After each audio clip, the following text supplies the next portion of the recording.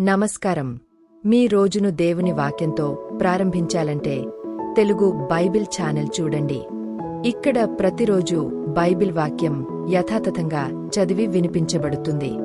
దేవుని వాక్యాన్ని నిత్య జీవితంలో భాగం చేసుకోవాలంటే సబ్స్క్రైబ్ చేయండి.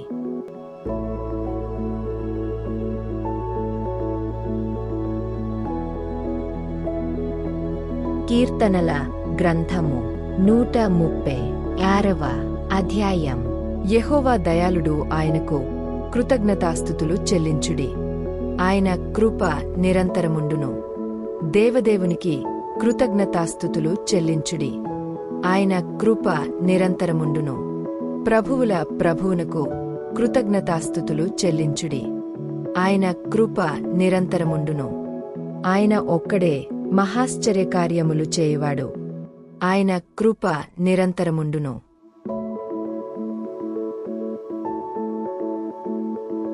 తన జ్ఞానము చేత ఆయన ఆకాశమును కలుగజేసెను. ఆయన కృప నిరంతరముండును.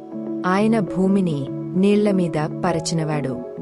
ఆయన కృప నిరంతరముండును. ఆయన గొప్ప జ్యోతులను నిర్మించినవాడు.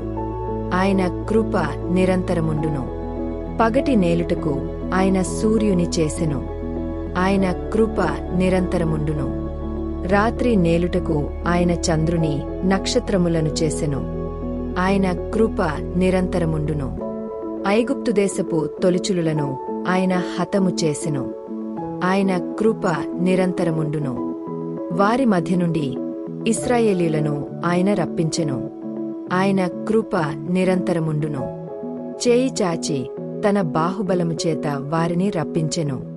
ఆయన కృప నిరంతరముండును. ఎర్రసముద్రమును ఆయన పాయలుగా చీల్చెను. ఆయన కృప నిరంతరముండును.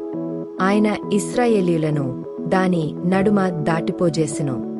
ఆయన కృప నిరంతరముండును. ఫరోను అతని సైన్యమును ఎర్రసముద్రములో ఆయన ముంచివేసెను. ఆయన కృప నిరంతరముండును. అరణ్యమార్గమున ఆయన తన ప్రజలను తోడుకొని వచ్చెను. ఆయన కృప నిరంతరముండును. గొప్ప రాజులను ఆయన హతము చేసెను. ఆయన కృప నిరంతరముండును.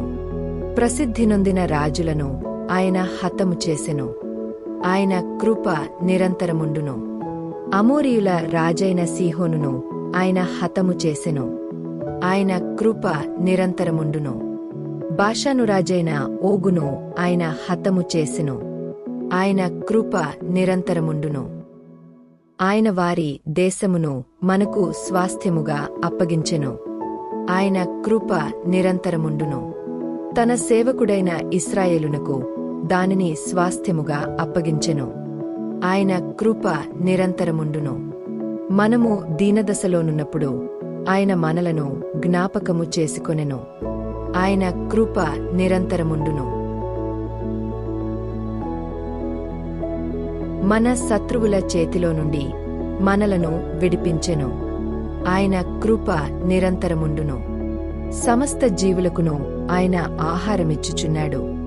ఆయన కృప నిరంతరముండును. ఆకాశమందుండు దేవునికి కృతజ్ఞతాస్తుతులు చెల్లించుడి. ఆయన కృప నిరంతరముండును.